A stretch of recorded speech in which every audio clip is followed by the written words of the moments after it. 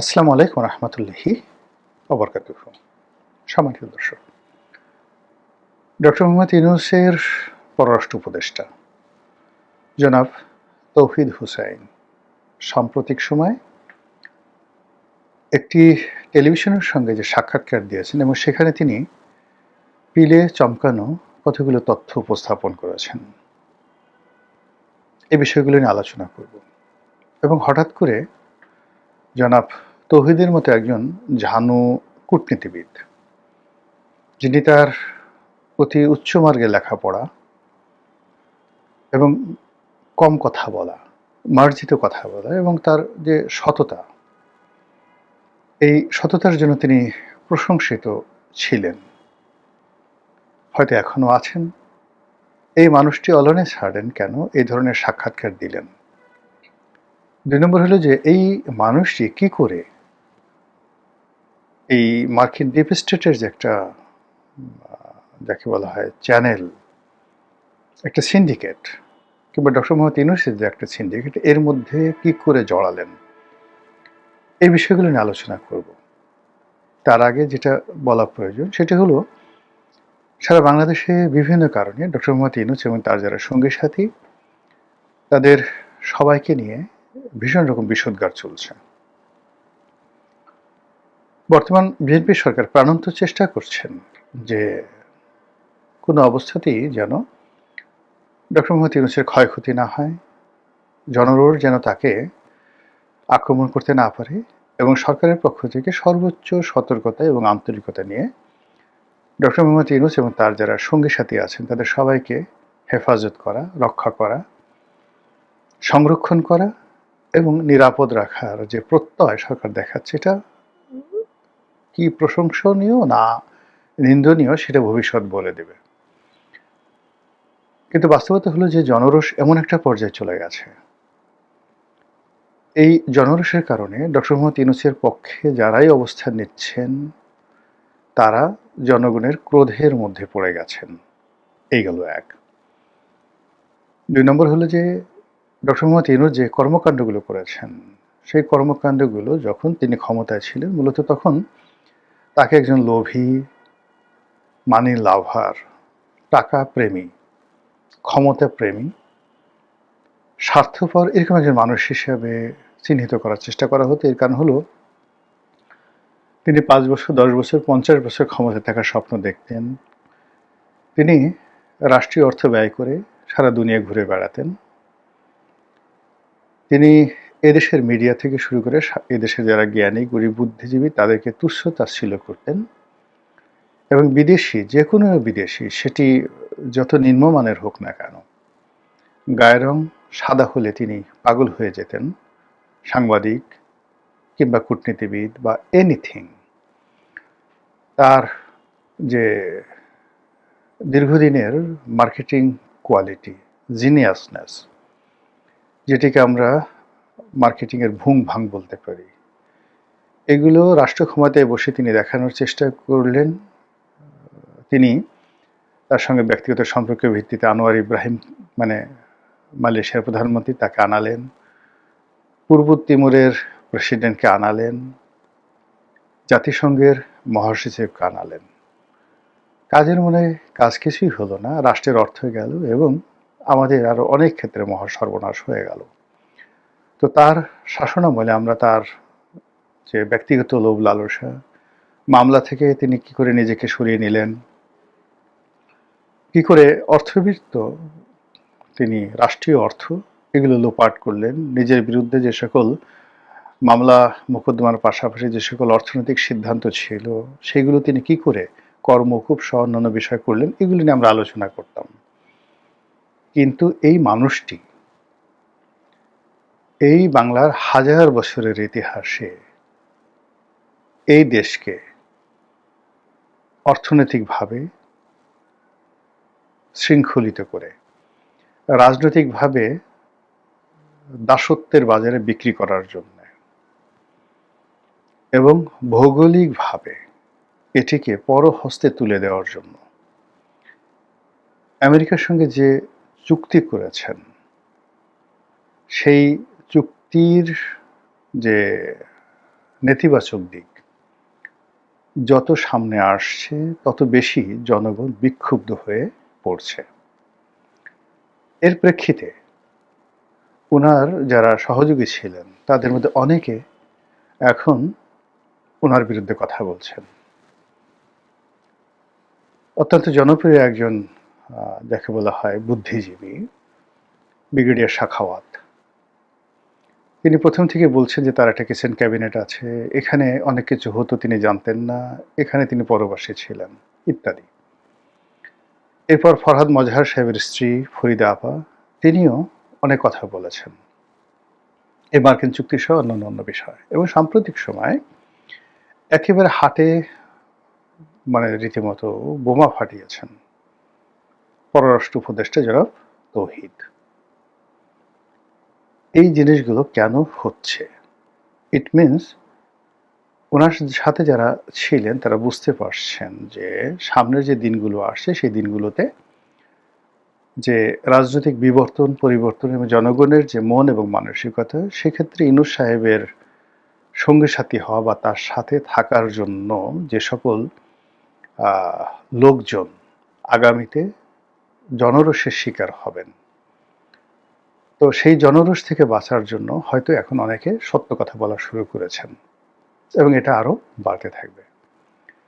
তৌহিদ সাহেব তার বক্তব্যে যে জিনিসটি বলেছেন যে সেটি হলো যে তিনি নামকা ওয়াস্তে একজন উপদেষ্টা ছিলেন মন্ত্রী পদমর্যাদায়, তিনি তার কাজকর্মে একেবারেই স্বাধীন ছিলেন না, কোনো অবস্থাতেই তার মনে শান্তি ছিল না এবং তিনি সম্মানিত বোধ করছিলেন না। এজন্য পরপর ৩ বার তিনি পদত্যাগপত্র জমা দিয়েছিলেন, যেটা আমরা ওই সময়টাতে শুনেছি, সন্দেহ করেছি এবং বলেছি। সেই পদত্যাগপত্র গৃহীত হয়নি। এই গেল এক।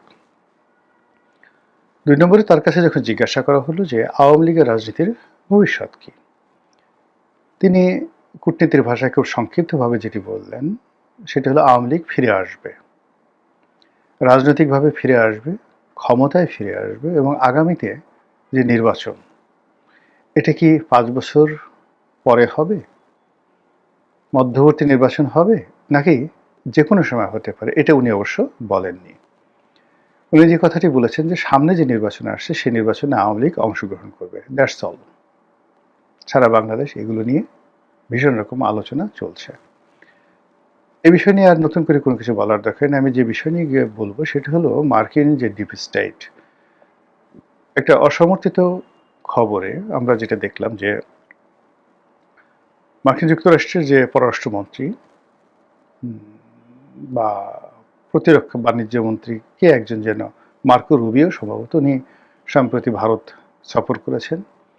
অজিত দোভাল পররাষ্ট্রমন্ত্রী তাদের সঙ্গে দেখা করেছেন এবং সেখানে বাংলাদেশকে কেন্দ্র করে মার্কিন যে ডিপ স্টেটের যে পলিসি, এটি যে আমেরিকার একটি ভুল সিদ্ধান্ত, এই কথা তিনি স্বীকার করেছেন, বলেছেন এইরকম একটি গুজব কিন্তু সামাজিক মাধ্যমে ছড়িয়ে পড়েছে। হোয়াট এভার মেবি, এটি একবার 100% গুজব হতে পারে, কোনো কিছুই না বলা হতে পারে, কিন্তু বাস্তবতা হলো যে মার্কিন যুক্তরাষ্ট্র যে কোনো কারণেই হোক না কেন, তাদের যে ডিপ স্টেট পলিসি বা তারা যে মানুষরূপী কিছু দেশদ্রোহীকে লালন পালন করেছিল, তাদের অযোগ্যতা, অথর্বতা এবং অজনপ্রিয়তার কারণে মার্কিন যুক্তরাষ্ট্রের যে স্বার্থ বাংলাদেশের সঙ্গে এতটা হুমকির মুখে পড়েছে যে এই মুহূর্তে বাংলাদেশে আমেরিকার প্রতি যে ঘৃণা,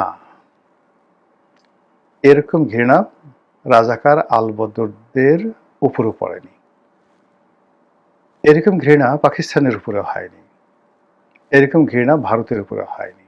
এই জাস্ট গত 2 বছরে ইউনূসের জমানা থেকে আজ পর্যন্ত আমেরিকা বলতেই এখন বাংলাদেশে যারা লোকজন তারা সবাই ইতিহাসের সবচাইতে দুর্ধর্ষ চেঙ্গিস খান, হালাকু খান এদের বংশধর মনে করছে। আর হালাকু খান, চেঙ্গিস খানের কোনো এজেন্টকে যদি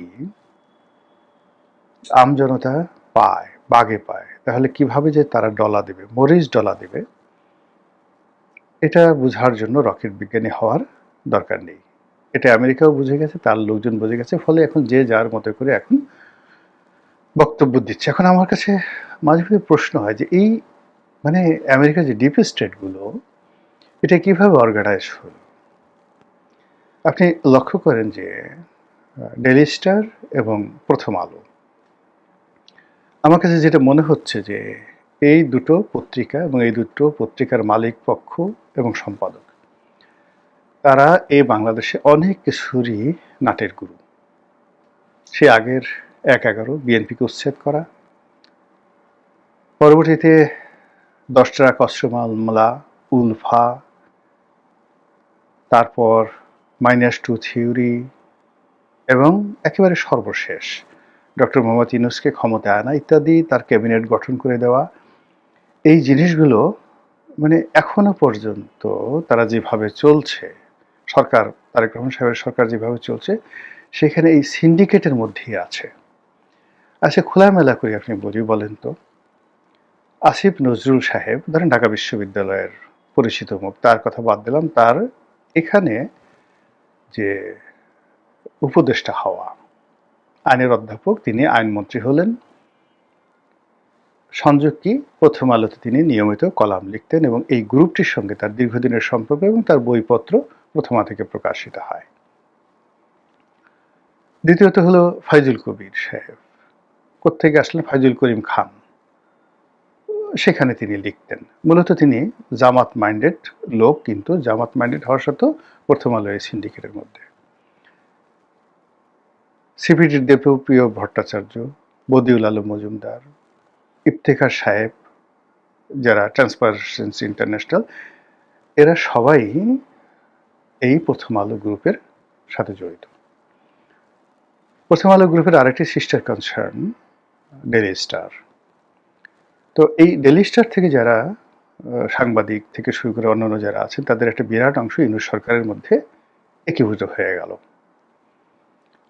আর বাংলাদেশে ডেইলি স্টারের যে মানে মাহফুজ আনাম সাহেবের স্ত্রী, তিনি যে এনজিওটা পরিচালনা করেন, সেই এনজিওটা হলো এরকম একটা এনজিও যে সারা পৃথিবী থেকে যত এনজিওগুলো বাংলাদেশের সরকারি বেসরকারি খাতে, এনজিও খাতে এই টাকা দেয়, ওটার প্রাথমিক অ্যাপ্রুভালটা হয়ে আসে সেই শাহিন আনাম, ওনার এনজিওর মাধ্যমে। তারপর প্রথম আলোর আর একজন মানে প্রভাবশালী সাংবাদিক আনিসুল হক, যিনি শেখ হাসিনার সঙ্গে যার খুব ভালো সম্পর্ক ছিল, আবার তার স্ত্রী মার্কিন দূতাবাসের খুব প্রভাবশালী কর্মকর্তা। তো এই সময়টাতে আপনি কি দেখেন যে যারা যারা ডক্টর মোহাম্মদ ইউনূসের ক্যাবিনেটে ছিলেন, এবং ইনক্লুডিং ডক্টর ইউনূস, গত 10-15-20 বছর ধরে এদেরকে প্রথম আলো, ডেইলি স্টার এরা প্রমোট করছে এবং এরা বাংলাদেশের নায়ক মহানায়ক, এদের বাইরে কোনো পাণ্ডিত্য নেই এবং তারাই রাষ্ট্র ক্ষমতায় বসলো। আবার গিয়ে দেখুন রাজনৈতিক অঙ্গনে, এখানে যারা যারা আসছে, এই বিএনপি সরকারের মধ্যে যারা যারা আছে, আপনি যদি জুনায়েদ শেখের কথা চিন্তা করেন, নুরুর কথা চিন্তা করেন, তারপর ডাক্তার জাহেদের কথা চিন্তা করেন, অথবা ববি হাজ্জাজ, এরা সবাই কিন্তু প্রথম আলোর স্নেহভাজন প্রিয় ব্যক্তিত্ব, ইনক্লুডিং রুমিন ফারহানা। কিন্তু রুমিন ফারহানাকে এখানে রাখা হয়নি, অন্য জায়গাতে। ফলে এই সরকারের উপরে এখনো পর্যন্ত সেই খলিলুর রহমান থেকে শুরু করে অন্য সবাই যারা আছেন, প্রথম আলোর একটা প্রচণ্ড ছায়া আছে। এখন এই যে প্রথম আলো, ডেইলি স্টার গ্রুপ, তাদের সঙ্গে আমেরিকার কি সম্পর্ক, ডিপ স্টেটের কি সম্পর্ক, এটা আগামী দিনে বোঝা যাবে। কিন্তু মূল ব্যাপার হলো এই মুহূর্তে বাংলাদেশে কিন্তু আবার সেই প্রথম আলো, ডেইলি স্টার বিরোধী যে প্রচারণা, এটা তুঙ্গে। ডক্টর মোহাম্মদ ইউনূস বিরোধী জনরোষ বাড়ছে। প্রথম আলো, মতিউর রহমান এবং মাহফুজ আনাম এবং তাদের যারা সঙ্গপাঙ্গ, তাদের বিরুদ্ধে জনরোষ বাড়ছে। এবং যখন জেনারেল ওয়াকারুজ্জামান বৈঠক ডাকলেন ক্যান্টনমেন্টে, সেই ক্যান্টনমেন্টের বৈঠকে যে সমস্ত লোক গেলেন, তারাই ঘুরে ফিরে বিরোধী দল, তারাই ঘুরে ফিরে সরকারি দল, তারাই ঘুরে ফিরে ইউনূসের দল, তারাই এনসিপি, তারাই সমন্বয়ক, তারাই বিএনপি, তারাই সবকিছু। এবং একই মানে অনেকগুলো রসুন থাকে, সেই রসুনের গুলো কোয়া থাকে একটা, এরকম একটা পরিবেশ পরিস্থিতি আমরা গত ২ বছর ধরে দেখছি। কিন্তু চক্রান্ত যতই শক্তিশালী হোক বা পিছনে আমেরিকার যতই অর্থ থাকুক, বিত্ত থাকুক, কিন্তু 18 কোটি মানুষকে মুগ্ধ করার, তাদেরকে নেতৃত্ব দেওয়ার যে একটা বিশেষ ম্যাগনেটিক পাওয়ার থাকে বা লাগে, এই ম্যাগনেটিক পাওয়ার যাদের আছে তারা কখনো দালালি করে না, তারা কখনো সেবাদাস হয় না, তাদের কখনো কারো কৃতদাস হতে হয় না। আবার অন্যদিকে যত বৃহৎ শক্তি আপনি হন, সেটা চেঙ্গিস খান, হালাকু খান, কিংবা ধরুন তৈমুর লং, নাদের শাহ, এরা সবাই সারা পৃথিবীর তছনছ করা মানুষ। আপনি এদের দক্ষিণ হস্ত হন, এদের দালাল হন, এদের কৃতদাস হন, কিন্তু আপনার যত কিছু হোক না কেন আপনি কোনো অবস্থাতেই 18 কোটি মানুষের নেতা হতে পারবেন না, তাদেরকে পরিচালনা করতে পারবেন না, বা তাদের প্রিয়জন হতে পারবেন না। তাদের প্রিয়জন হওয়ার জন্য you might be a slave, just like Qutubuddin Aibak, Iltutmish, Ghiyasuddin Balban. ওনারা সবাই দাস ছিলেন, কিন্তু তাদের একটা গ্রেট মাইন্ড ছিল, অসাধারণ একটা মন ছিল, সততা ছিল, অসাধারণ পাণ্ডিত্য ছিল এবং সততা ছিল, ধর্মপরায়ণতা ছিল। ফলে তারা দিল্লির সিংহাসনে বসে যে ইতিহাস তৈরি করে গেছেন, সেই ইতিহাস পৃথিবী আর কেউ তৈরি করতে পারেনি। তো কাজেই কৃতদাস হয়ে অনেক সময় সম্রাট হওয়া যায়, আর অনেক সময় সম্রাট হয়েও কৃতদাস হয়ে যায়। তো সেই অবস্থায় বাংলাদেশে যারা মীর জাফর, বাংলাদেশে যারা রাজবল্লভ, রায়দুর্লভ, কিংবা ধরুন ঘসেটি বেগম, যারাই এই আমেরিকার টাকা খেয়েছেন, আমেরিকার পক্ষে দেশ বিক্রি করার চেষ্টা করেছেন, সারা বাংলাদেশ তাদের বিরুদ্ধে ফুঁসে উঠেছে। প্রকৃতি কাঁপছে, মাটি কাঁপছে, বাতাস শো শো করে আওয়াজ করছে, বনের পাখিরা তাদের নাম বলে দিচ্ছে, এরা আমেরিকার দালাল।